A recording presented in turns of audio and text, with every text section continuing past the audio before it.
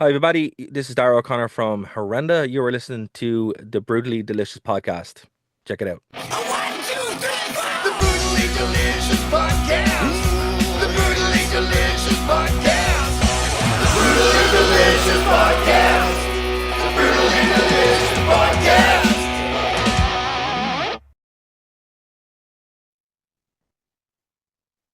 I think one of the things I like most about doing the show is coming across bands that I may not have heard of. And you guys been around for a while, but Hmm. you can't know about everything. So when stuff like this comes across, I'm like, oh wow, how did I not know? End up doing like a deep dive. So for those not familiar with you guys, can you give us like the two sentence elevator pitch? We're a black and extreme metal band from Ireland that infuses black metal with like hardcore extreme music. I think that's not really uncommon for there because I'm thinking of two bands that, well, definitely one. I'm a huge Primordial fan. Yeah, for sure, for And sure. I have think been forever. yeah, you're not if you're from Ireland and you play black metal, Primordia are one of those bands that you're least aware of. Right. And then I'm good friends with Keith in Cruachan. Literally saw him last week. Really? Yeah, That's I saw funny. it. Yeah, I was in Bruges last week and I was talking to him before he boarded the plane, so that's too funny. Yeah, yeah. We've done a lot of stuff over the years and been on 70,000 tons of metal a few times together and I know him really well. Yeah, he's a good guy. So let's start with Horrenda then. Sure. New record. How Uh, does New old record. New old record. Yeah. new old record? Yeah. But like yeah, so which one do you want to start with, Bruce? Let's start here. Forget about the record for a second. Sure. How does Horrenda Horrenda's use of Irish mythology and history in how do you say that? Deontlis? The Altus, yeah. Set them apart from other black and extreme metal bands? And what narrative do you think is emerging from that folklore? That's a good question. I mean, there is the danger when you do that kind of stuff that you're just seen as a band that uses anything like a crutch, you know. So and look, that's the wheelhouse of some people, fair enough. But like I'm a big Amon Amarth fan, but the problem with Hmm. Amon Amarth is they can't really stray beyond using the whole Viking thing, you know. Right. So we didn't want to do that. So the way we use Irish mythology is more like a metaphor to say something. So instead of being like this song is about Balor, we're using Balor images of Balor or whatever to discuss a wider topic that people can relate to. So it's still pulling from obviously our heritage and our culture, but it's not about that. It's about something else, and we're kind of tapping into that to tell a larger story. Which, to be honest with you, if you go back and look at Irish writings and Irish literature from the early 20th century, that's the way it was done. They wouldn't just be like, here is the story of such and such. It would be like, here is the story of such and such, and here's how it relates to what's going on right now. So that's the way we do it. We very much kind of tap into that um, early 20th century approach. I think that when music uses all of the available, or when metal uses, even extreme metal music, when you use all the available resources to you, that whether it's incorporating like indigenous instruments or melodies or folklores or whatever, I think that's when it becomes the most real, right? When it Hmm. crosses those Hmm. weird little boundaries and you're adding, traditional stuff to it. I think it gives it, I don't want to say more credibility, but it makes it more organic and real. That's what we tried to do. We tried to be authentic. Like real's a good word. Authentic I like as well because again, there's so many bands out there trying to put across a message, but they might not all be on the same page, or it might be, commercial or whatever. But on the flip side of that, one of the coolest things about music compared to like an actor or a writer or something like that, music, it's you, right? It's supposed to be you, and you can anyone who's tried to write anything musical, they'll know how difficult it is to force something. Like you'll hear it, if something doesn't sound good to you and if it's not natural, you're gonna hate it a little bit. But if everything clicks together and it comes out naturally and it's authentic, not only do you really enjoy it, but the crowd really enjoys it too. And like when we're playing live, there's certain songs in our set that the crowd just hooks immediately. And it's always really cool to see, no matter where we've played, once we get into, funny enough, the title track, the Altus, the crowd is immediately with us, and that's a really, really cool thing to see happen up on stage to, a sea of people. It's pretty badass.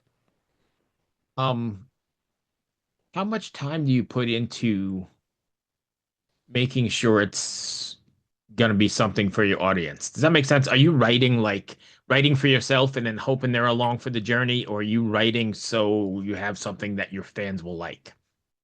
Yeah, yes and no, right? So I think writing for an audience is a bad idea in general because you're not going to enjoy it, right? Unless you're into that kind of music, a lot of pop music would kind of do that, and obviously that's that, But on the Altus, I think was the perfect way to do it because we had 3 or 4 years of gigging with that material before we went in and recorded it.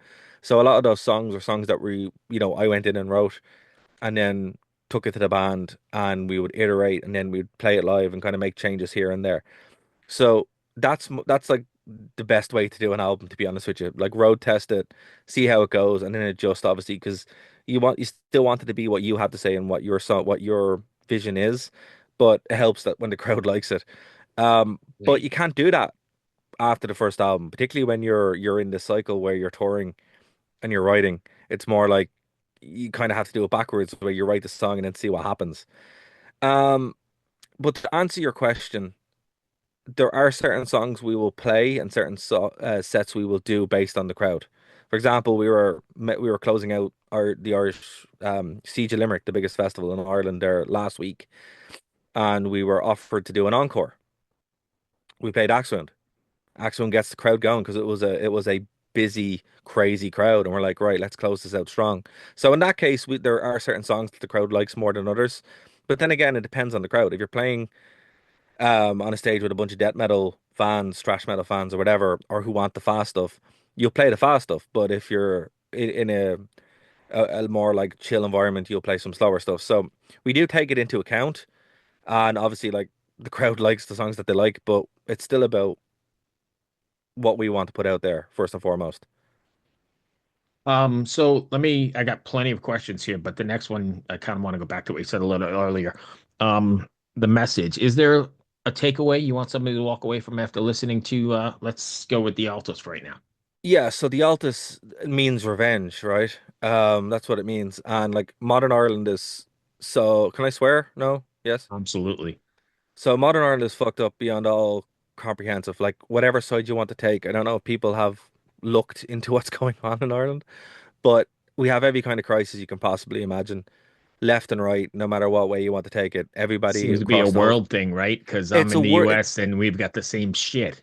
Yeah, but the difference here is like in Ireland, it shouldn't be that way. We're a small country, Right. we are a small country, and we had everything.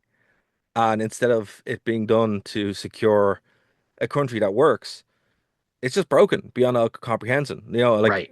while I appreciate the US and Canada and Europe, Ireland is small, and Horrenda focuses on Ireland and the tragedy. Like, I mean, our nation was built like just over 100 years, if even.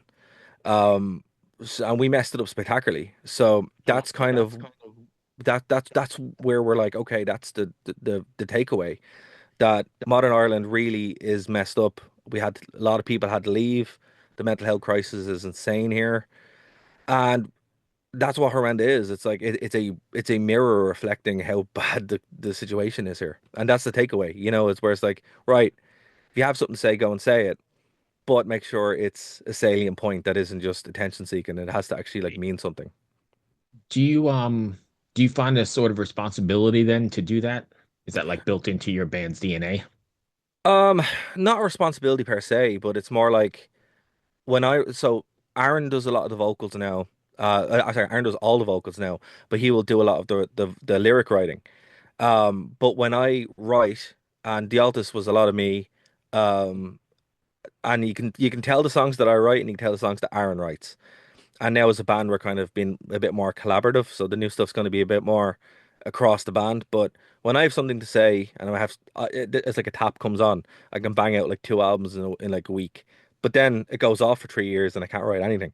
So Right. and I don't know how many creative people are like that, but for me, that's very frustrating. Where once the tap's on, it's like, right, let's go. and then I'll God, sit back and nothing will happen because I can't force it.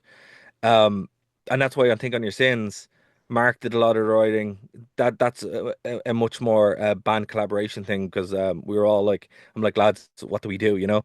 But even with that, while I would focus on the failures of the Irish political system, the social thing, blah blah blah. I think on your sins, Aaron then talks about the church, talks about overall that side of things more, how the psychological impact of Ireland in general, through the lens of movies that we like The Devils and Come and See.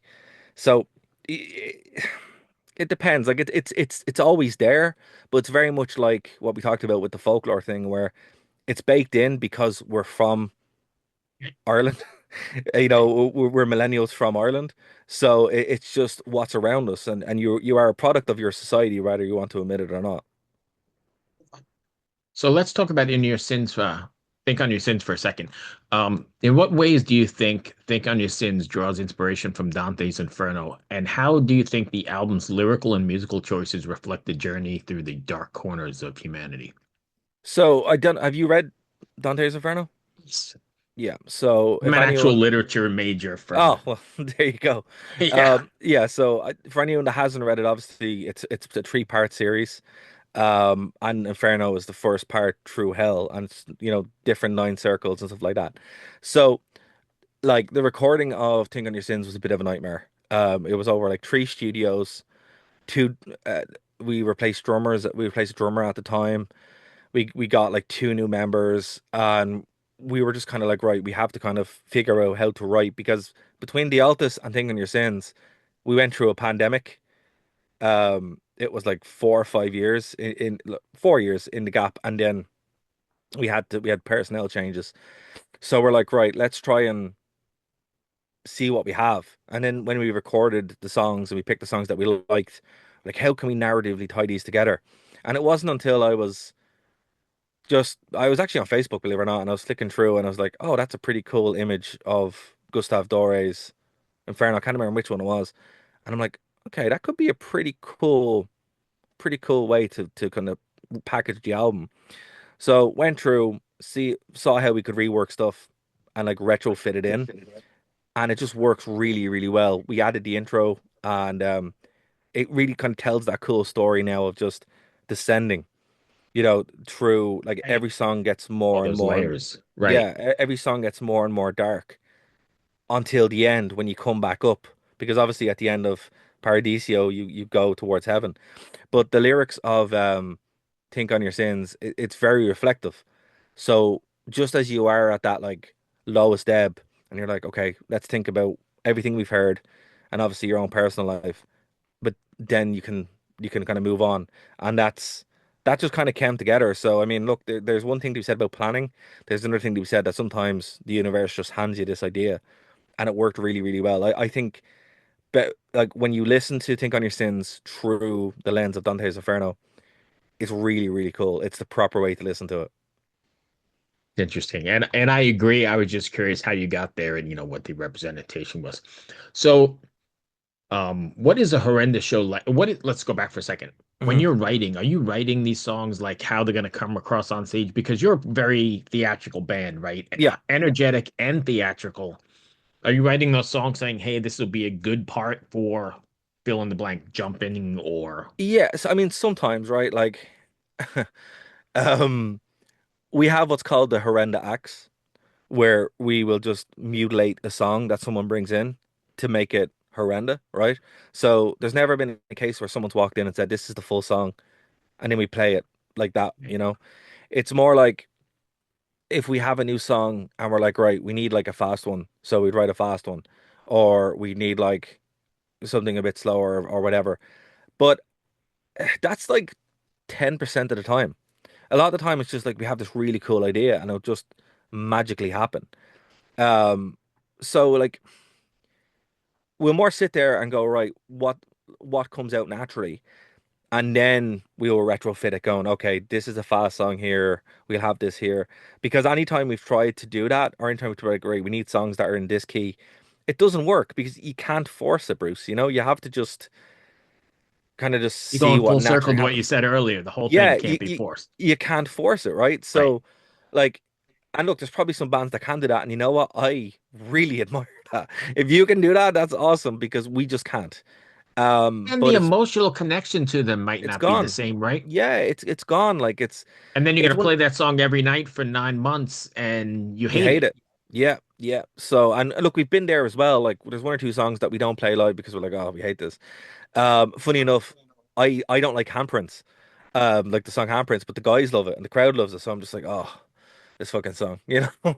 So, but and that's a good song, and it wasn't written in that way, but I just don't connect with it myself. So I'm more just like, right, let's get through it. But it just is what it is. Like to answer your question, we can't force it, and anytime we try to, even in that minor way, it just doesn't work. So it's more like we write whatever happens, happens, and then you know. But there is this thing where you can kind of feel the song, right? There's a couple of horrendous songs that are not to sound cheesy, but they're alive, right? And when you listen to them, and when you play them, you can literally feel them at the base of your spine, and it's like this electricity. Slua is one of them. The Altus is another one. Um, and the new song we just recorded is another one as well. And funny enough, they can't be recorded with a click because obviously you would use a click all the time to record, but you just can't with the alive songs because they're alive. And maybe that's the secret sauce. So it's a little different every time you're playing it then. Yeah, no, absolutely. Like Slua is pretty much straight on, but it is our closer, so we'll add bits here and there depending. The Altus is different every time we play it live. Interesting. Every time we play it live. Because it is like kind of it's live, once it starts, we don't know what's going to happen. Is it And morph that's then too, or no? Is that not a thing? yeah, like you'll add bits in. We have three guitar players, so like I'll add in a little bit here and there or whatever, but like it's more like to answer what you said, what are our live shows like? I don't know what Aaron's going to do. Aaron's probably going to climb something. He might jump off something. He might go into the crowd. I have no idea what he's going to do. And that's the energy that those alive songs are. The more death metal songs that we have, like Axwheel and Nerve Gas, they're pretty straightforward. They're just, middle of the set, bang, get a little pick on. But other than that, like the alive songs, you don't really know what's going to happen. Fair enough. So I've got a couple more, and then I want to move on to something else if you're interested. But Of course. fans want to find Horrenda. Where are they? Where can they do so? So we're super easy to find, really. If you go to horrendaofficial.com, all the links are there. That's our link tree. We're on Spotify. If you type Horrenda Ireland into Google, everything there is optimized, so it'll take you to our Bandcamp. We're super easy to find, but the best way to do it is to just pop it into Google, Horrenda Okay. Ireland. There you go. And then, are you planning on taking this out on the road? Oh yeah, absolutely. We have so many shows coming up. And the best way again to find out is to go over to our social media, see when they're announced. Um, our website lists all the shows we have coming up as well. We have two UK tours coming up, one in July and then one in September. We're working on some more shows, hopefully into Europe near the end of the year. And the real hope is to get stateside in the I near future. imagine that's So a nightmare these days. look, it is what it is, but because you're gonna to put a not too fine a point on it, Bruce. Ireland is an island, so any kind of jump for us is a bit of a nightmare because Oh you yeah, have I guess you're on so. it. Yeah. So Are you to be affected by Brexit too, or no? no, we're Irish, so not really. Okay. I mean, like there is this kind of agreement, obviously, because of the history with England and Ireland. They don't they don't really push that boat out, but it affects us in some ways with like merch and stuff like that. But like that was one of the big decisions to go over to the UK, and we spend most of our time gigging in the UK now because we had to make that decision. Ireland is quite limited after a certain point, so you just kind of have to jump. But to make that jump over, um, it's a choice. So and it's the same choice if you're going into Europe and if you're going over to the States or wherever. Ireland's an island, and unfortunately, that means it's the same across the board. Right, it's finite, and you can only play so many places, I guess. Correct, yeah. Like I mean, we still love playing Ireland. Obviously that's a big thing for us as well to try and do as much as we can. But when you're over in the UK, you can play five shows and not play the same venue again twice, you know? And obviously trying to get the name out there as well. It is what it is. But look, every time you come back to Ireland, the crowds get bigger, It's and great. it's awesome, you know. So to all our fans in Ireland and everyone who support us in Ireland, you know, that's huge, and we really appreciate that. So we do always make sure that like right, we haven't been to Ireland in a while. Let's go and play a show here or there, and our Right. next two shows in Ireland are charity shows. Sorry, the next show is a charity show, and then the next one's like a birthday show. So it's going to be really fun. Nice. And then lastly, if you don't mind, I like to close these with some off the wall ridiculous questions that do Of really course, good for shorts. And of course. hope you're not offended too easily. We can keep them as PG or whatever you want. Ask and see what happens. All right, we're gonna start easy. Um, is a hot dog a sandwich? No. Like you Oh, come on. Americans call everything a sandwich. They call a burger a sandwich. Sandwich is like bread and bread, like sliced pan, and that's it. So yeah, it's different. Now, a hot dog's a hot Why though? dog. Because a hot Why? dog's a hot dog. It's like a burger's a burger. No, but I mean, technically, the definition of a sandwich, right, would have to be something between two slices of bread, right, or two slices of something. Yeah, no, that's fair. So, what's your hang up? The little thing that's holding it together? It's more just like the visual of it, you know? It's like if you order a sandwich and then someone hands you a hot dog, you're like, okay, technically you're right, but expecting a sandwich, you know? It's like technically you can say a bagel's a sandwich. Yeah. Is cereal a soup? No, that's a weird one.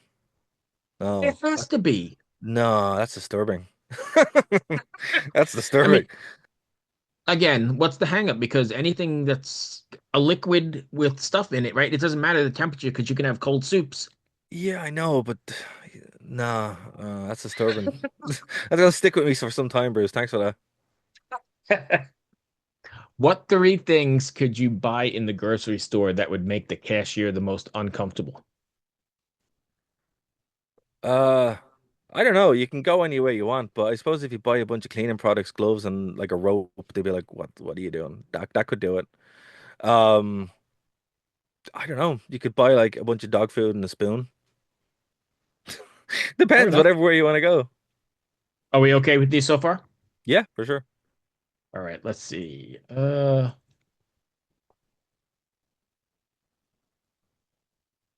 Let's go. I'm just gonna go with these. And what is your favorite word? Uh, that's a good one.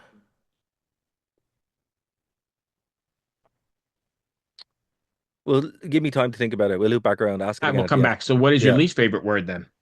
Oh, it's not really mine, but it freaks people out. It's like moist, It does freak people out. and I'm like, I That's don't like a really get it. worldwide thing. Yeah, yeah, yeah. I was just like, okay, you know. What turns you on Oh, creatively? I don't know. I mean, when you're talking about the band,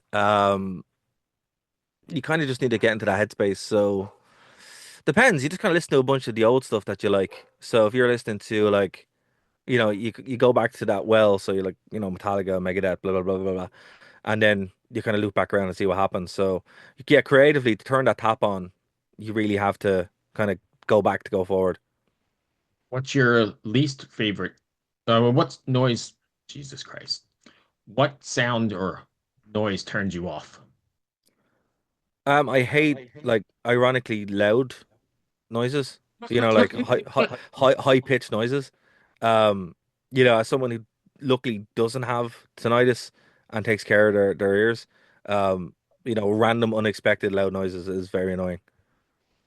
Heaven exists. What would you like to hear God say when you arrive at the pearly gates? You made it. Fair enough. You want to go back to your favorite word, or I got one more? Um, yeah, like I think Imperium's a pretty cool word. Huh? And then lastly, name three gifts the tooth fairy should bring other than money.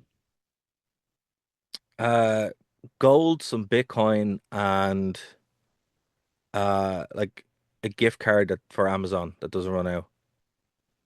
Fair enough. And I know I said there was less one, but I got one more. You're stranded Sure. on a desert island.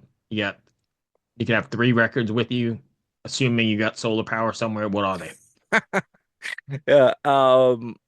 Okay. So Rust in Peace, because it's the greatest thing ever invented by humans. Um,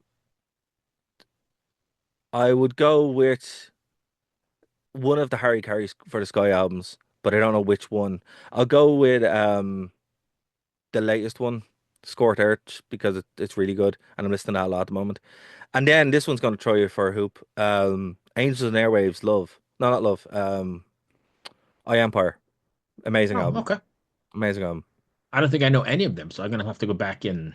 Oh, check them out. Like Angels and Airwaves aren't metal. They're No. Tom DeLonge's space rock project, but I Hmm. like to stack delays. So I mean that's where I learned to do it, and he robbed it off you too. So I don't feel that bad for stealing off him. Yes. Hey, you know what? Another band that I'm familiar with and friends with is Oh yeah, Sayor. yeah, yeah. They're I'm from aware up of them. your Yeah, neck of the woods too, right? Like Scotland over there, I think. yeah. They play over in Ireland a fair bit actually. That's a really Really good good, band. really good band. They're actually playing with Primordial soon, I think. Oh, Yeah, wow. yeah, that makes sense. Does Primordial play there a lot? They do like one big show every year or 2 years, maybe. I've never had a chance to see them. It's on my list of shows to be seen.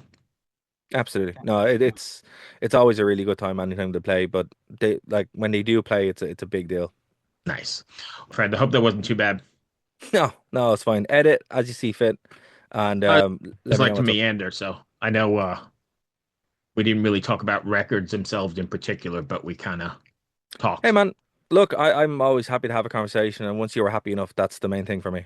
Yeah, I just like to keep it a little different. If they want to hear about, certain things, you can always see the same. You get asked the same questions all the time, so we try and mix it up a little bit.